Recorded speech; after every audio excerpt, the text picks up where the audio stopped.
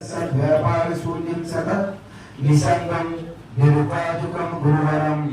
नित्यं गुरुं भावये नित्यं गुरुं भावये नित्यं गुरुं भावये नित्यं गुरुं भावये आनन्दातीतमतुलं नित्याशरीरं गोनिनं अशरीरत्वसिद्ध्यर्थं स्मरामि निरतं हृदि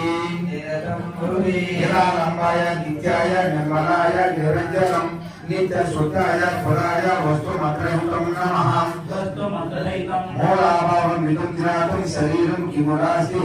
स्वारसाक्षर तत्त्वाव शून्यत्वम् अवश्य मनी संवजे అలాగే పంచదశాక్షరి మహామంత్ర కవచము ఇది కూడా అందరూ అనాలి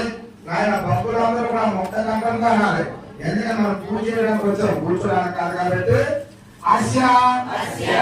ఆయన మీరు ఇందాకలాగా అందరూ తమలపాకులు పువ్వులు అక్షరాలను తీసుకో